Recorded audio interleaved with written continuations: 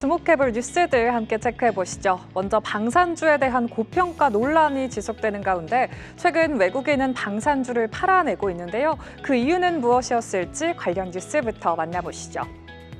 올 들어서 방산주 주가가 정말 큰 폭으로 급등했습니다. 조방원의 센터 역할을 착실하게 수행하면서 주가가 가파른 상승 곡선을 그려냈는데요. 하지만 하반기에 들어서는 상반기에 비해 부진하는 흐름이 두드러지고 있습니다.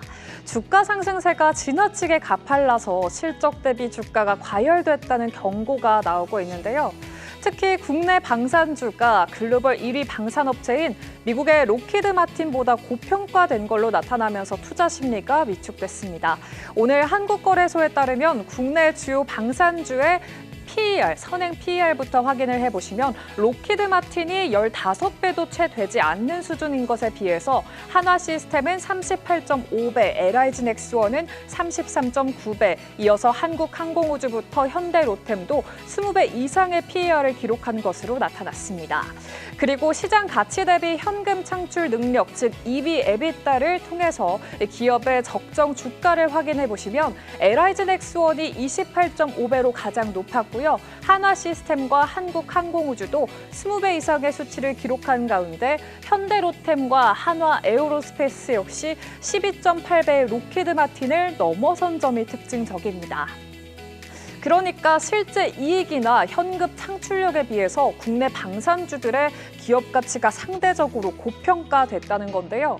이런 분석 속에서 외국인은 8월 한 달간 방산주를 순매도하면서 현대로템을 1,528억 원 가장 많이 팔아냈고요. 한화에어로스페이스를 700억 원 넘게, 한화시스템과 한국항공우주 등 방산 빅4의 물량을 일제히 덜어냈습니다.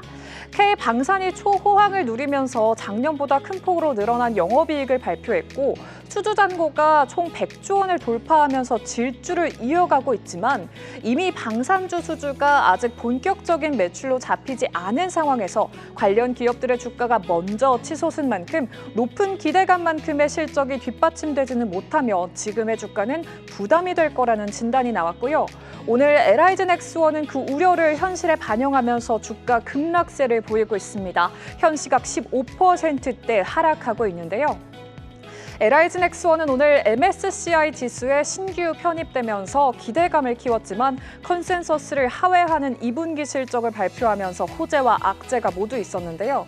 특히 2분기 영업이익이 856억 원을 기록할 것이라고 예상한 시장 전망치와 달리 이를 9% 이상 밑돈 실적을 기록한 점이 투자자들에게 충격을 주고 있습니다.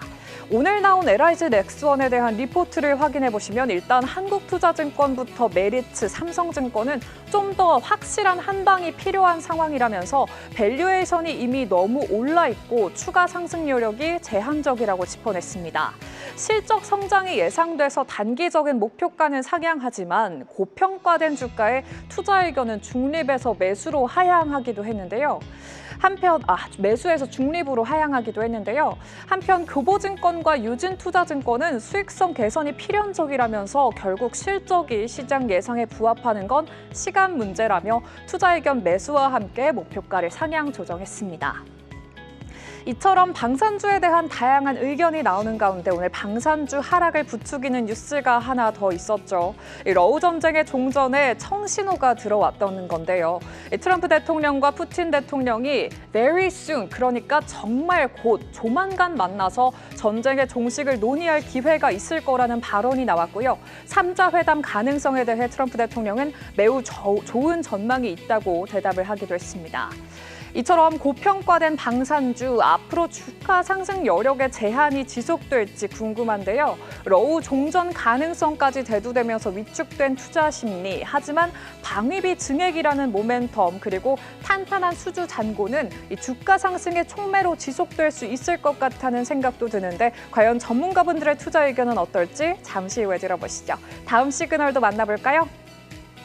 2분기 호실적을 기록한 종목들을 중심으로 주가 회복세가 두드러지고 있습니다. 특히 주목받고 있는 건설과 조선, 유통주 소식 체크해보겠습니다. 올 2분기 실적 시즌이 한창입니다. 이 발표되는 실적에 주가 희비가 엇갈리고 있는 가운데 증권가에서는 관세와 증세 우려를 담고 이 어닝 서프라이즈, 실적 전망치를 웃돈 성적표를 받은 기업들을 눈여겨봐야 한다는 조언이 나오고 있는데요.